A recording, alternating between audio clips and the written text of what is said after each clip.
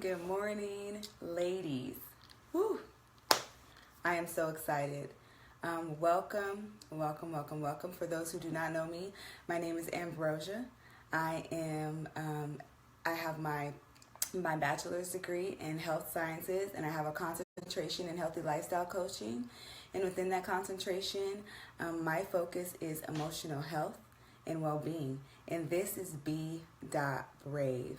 Okay, so if you are new on here today, what is B.brave? B.brave is a network that is beginning to form of healthcare providers and therapists and psychologists, and we are all coming together because we all seek and we desire to help empower women to break free from unhealthy emotional habits.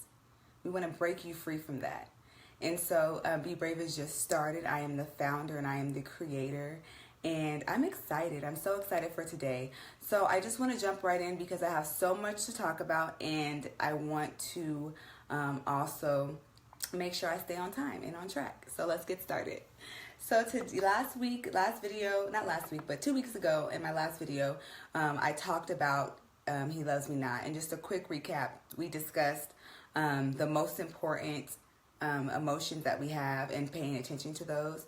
And I gave you guys a 5-day challenge. Now, I don't know, I hope and I pray everyone did the 5-day challenge. For me, being a health coach, educated and smart, that 5-day challenge was rough.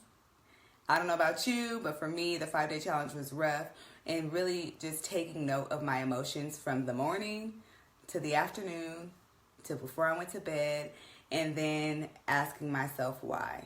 And so that was the challenge that I gave you all, and I gave it to you because in order to really understand who you are in this journey, you have to learn what dictates your emotional responses.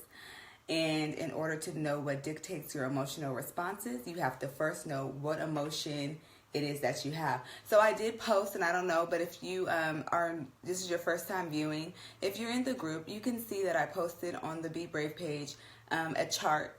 So sometimes you feel some type of way and you don't know what that feeling is. So I did post a chart, and I just encourage you to use it. It's on the page. I will not take it down. You can access it at any time you would like in the time during this journey. And the chart basically is broken down to 2 categories we talked about last time, which is how do you feel when you're feeling your needs are being met, and how do you feel when your needs are not being met. And those are 2 categories that we filter our emotions through. And even if you don't realize it, we do that. So that chart is still on there. And so that was last week's video. I just hope that everyone's challenge went well. I hope your challenge went well, and I hope you don't give up. Don't give up, because when you take the time to really dig deep, and because you want to better yourself and you want to really build up, your self-esteem, you want to make sure that you're building quality relationships. And in order to really do that, you have to know who you are.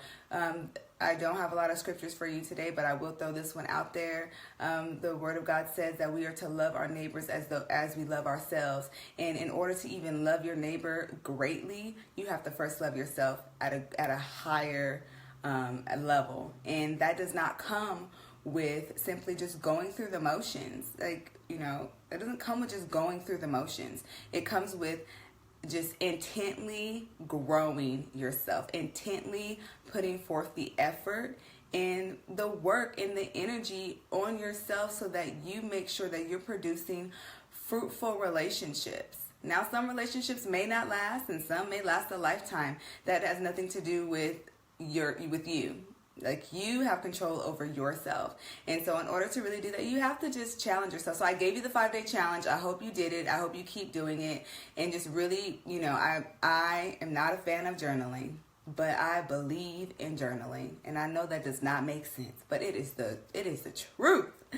I do not like to write. I do not like to journal, but I have learned through my experiences throughout just the past few years, that when I wrote down what was going on in my life and I went back to reflect, I was able to see where I erred.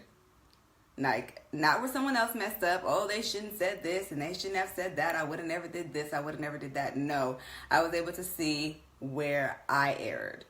And when I saw where I erred, I was able to see what I wanted to fix and what needed to be fixed. And what just, even if I didn't want to, the things that just had to be fixed. I was able to see that. And so what I do want you to know is emotions are natural. They're inevitable. You cannot not feel. Even when you don't feel, that's still a feeling. We talked about indifference last time.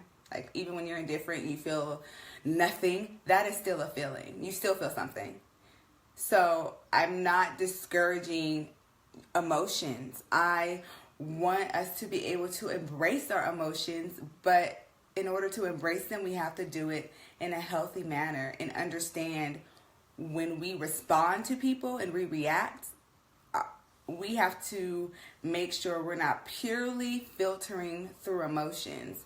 And within the brain, there's a part in your brain that does just filter through emotions. And of course you have your rational side of your brain, but it's very rare you filter through your irrational. Yes, emotions are indicators, not dictators. That is so right, Erica. I love that. I love that. That is the truth. Like, your emotions are okay, and it's okay to feel them, but just because you feel them doesn't mean you have to react to what you feel. So if you're angry, you don't have to respond and act in anger. My mom always told me, my mother always, to this day, she always told me, you don't have to look how you feel. You don't have to look how you feel. So even when I am sick, like I am just sick and I have the flu, whatever, you will never catch me looking like I'm sick. Anyone who knows me, co-workers, anyone who really knows me, they know, Ambrosia, you're sick? I'm like, yeah, I'm sick. Or you look good for being sick. My mother always taught me, you never look how you feel. And that goes the same with your emotions. Just because you're angry or you're sad or you're hurt or you're in pain or you're feeling discouraged, that does not mean you have to tell the world or even respond in discouragement. You know those people that you work with? You know those people. And it's that one person that no matter how they feel, you will know it when they talk to you. You could just say, hey girl, I want to borrow a pen. What? Like, oh, I just wanted to borrow a pen, girl. That's all I wanted. It's those people. And so, yes, Samantha, I agree. It doesn't always mean that that your emotions actually reflect reality. And that is why you have to be able to discern your emotions. But then understand, like, I really want you to understand that, yes, you don't have to look how you feel. Yes, your emotions don't run you, and you don't have to allow the world to know that you hate life today. But, you can embrace your emotions and not react. So, and in order to do that, we have to understand that the power of thoughts. So the power of our thoughts are the key to learning how to manage our emotional responses. And, the Word of God says, so a man thinketh, so is he. So it's our thoughts. If you are having negative thoughts or thoughts of sadness and sorrow, it is important to understand where those thoughts came from. And most of the time, our thoughts are indicators of either current events or events that happened in our past. So for someone who may have been abused, emotionally abused, you already have blinders on. You have blinders on, and you're going into a situation with these blinders on first, and you're filtering through those blinders. So you're filtering your emotions through the thoughts of your past. And so we have to understand that our hurts can drive our emotions, and our hurts and our pains can allow us to produce unhealthy relationships, because we are now not filtering through right choices or filtering through a logical mindset. We're filtering straight through our emotions in an event that has occurred. And so we have to be able to keep in mind and take note of what we're thinking about. What are you thinking about? What are you thinking about? Are you thinking about that boyfriend that broke up with you and he broke your heart? Are you thinking about that engagement that was broken off? Are you still thinking about, even in your unsubconscious mind, what's going on in there? There are things that we think about that really impact how we live in an everyday life. Like, it's really serious.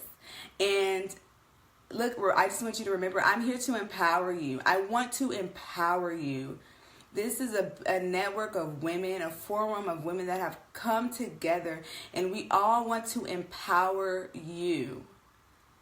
And in order to be able to empower you, we have to, talk. We gotta talk dirty. We have to say the things we don't want to say, like, I'm angry. And we have to realize when our emotional responses are becoming dangerous. We have to realize when our emotional responses are becoming dangerous. There's sometimes I watch this show, and if it's okay with y'all, I'm probably going to go over today just a little bit because I have so much and I have to get it all out. So thank you for your time. We are going over today. I watched this show, and it's called Locked Up. And I watch the show because sometimes it allows me to sit back and think, like, my life's not that bad. It's not that bad. It's really not. There are people out there with way worse life.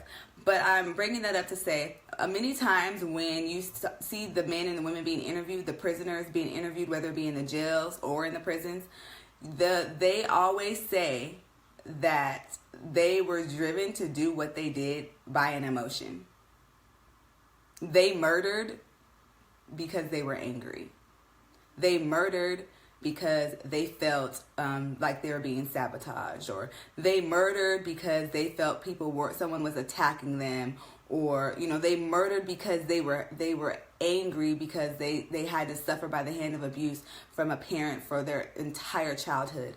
And because of that emotion never being addressed, and because they never learned how to not allow that emotion control their actions, they have life sentences. Like, that's how serious emotions are. And so when we don't sit back and really navigate through life and like really kind of figure out what are caused by our emotions, then we react. So a lot of people that are in prison today are in there because of an emotion that they allowed to drive their decision making. Really. Oftentimes there's thoughts and events that may have happened that we bury deep down inside, and because they're so buried, we don't even realize that they're still there until we get in a situation and someone pokes it. And then you react and you're like, well, why am I acting crazy with this person? Because there's something that's buried deep down inside that you have not addressed. In order to be a better person, just a human being, we have to learn how to know that we have gone through lots of things in life to all bring about a learning experience. Every bad thing that has happened is not the end of the world. You make it through. You make it through a breakup. You make it through whatever it is, whether you've gained the weight, whether you've lost the weight, you make it through somehow, some way. And so life's lessons are not always negative. They're not always, the end of the world. But regardless of what that situation was, when they're buried deep down inside and you don't understand why you feel a certain type of way, when you woke up in the morning and nothing happened and you are not happy, you are straight up angry. You're angry and you haven't had breakfast yet. And even when you have breakfast, that didn't help you. Like, there's something there. And in order to know what that is, you gotta dig deep. We have to dig deep. And when you go through a healing process, You have to know that your hurt and your life does not have to define who you are today. Your hurt does not have to define who you are today. So when I'm saying that, I'm meaning your hurt and your pains and whatever it is, rejection, just suicidal thoughts, whatever they may be, those things from your past, they don't have to define who you become today. As a woman, who you become today, you don't have to look like your past. You don't have to look like those things that caused you pain. And you don't have to respond to people. You do not have to respond to people through pain. If somebody broke your heart, every man in the world is not a piece of crap, ladies. Because one man broke your heart does not make every man in the entire world a piece of crap. You have to learn how to let go of those traumas and press forward so that your emotional responses and your interactions are not based off of things that happened, and they're more focused on what's going on in your present. That's what you need to do. So how do we do that? How do we not allow our negative emotions run us? How do we do that? We do that by affirming ourselves. So the word affirmation means something declared. You're making a declaration. And so it's not always easy to do this, but there's so many ways you can. Some people write Post-its and they put it on their mirrors to remind themselves they're beautiful. That's a good one. Some people, they purchase books of affirmation so that they can read. And there's also some people have a deck of cards on their desk. It doesn't matter what it is, but you have to learn how to affirm yourself. And so here we go. So today, sometimes I have to wake myself up in the morning and say, I'm full of joy today. I will have peace today. I do have a sound mind today. I am going to do my best today at work. I'm going to do all I can do to be the best. Today I am beautiful. Today I will accomplish my goals. Today I will put my best foot forward. Today, before I get out of bed and my feet hit the ground, I am going to love hard today. See, you affirm yourself. I feel better already. These are ways, affirmations are ways that you can combat negative thoughts and even just combat life struggles and the attacks that you may feel mentally. Also, they allow you to produce a healthy, long-lasting emotional transformation. We have to get to the point where our positive thoughts outweigh our negative thoughts. And when our positive thoughts are outweighing our negative thoughts, our interactions and our communications and our emotional responses will be that much better. Not saying that you won't feel mad or sad or angry or hostile or disgusted, but saying that those emotions of disgust or hostility or indifference will not control your emotional responses because you are affirming yourself. You're not living in denial by affirming yourself. You're just simply overcoming what your emotions are, and you're not allowing them to rule you. So moving forward, I want you guys just to not allow your emotions to dictate you, and just really understand that in the journey of self-discovery, it's a process. And in the process, there's a lot of bumps in the road. There's a lot of falls. There's a lot of, hurts and pains. And there's also high places. And on this journey of self-discovery, you will be stretched. You will be stretched. I can say I have been stretched the past 6 months to where it is exhausting. But you will be stretched, and in order to grow, you have to know that by being stretched, it's not a bad thing. And I think we tend to run. I don't know about you, but I tend to run from those unfamiliar places. And we don't need to run from the unfamiliar places. We need to run to the unfamiliar places, because that is where our freedom comes. And so just know that, in your process of self-discovery, you will be more empathetic for people. You will be able to lead from a greater place. And you will be able to lead from a greater sense of wholeness. Just taking this journey and understanding that no, your emotions do not have to rule you. No, your emotions do not have to control you. And it's okay to feel those emotions. You don't have to suppress them either, because they're going to come up one day or another. They will be up and out, and it could be in the worst place possible. And so it's really important to not suppress the way you feel, but just feel the way you feel and know that it's okay and it's perfectly normal to have feelings and emotions. And so I just want to do a quick recap. Thank you so much, ladies, for just letting me go over today. I just want to recap really quick. So we talked about what emotions we have. We talked about how to identify those emotions. We talked about asking yourself why, and in your why, taking responsibility of not allowing them to give place to your responses or your reactions between other people. Number 2, we talked about making the decision to not allow your emotions control you. We're not going to do that. And really, honestly, just really quick, when you allow your emotions to control you, you are making attacks against your own character. You're attacking your own character by allowing your emotions to control how you respond to people. If those emotions are negative, yes, you are.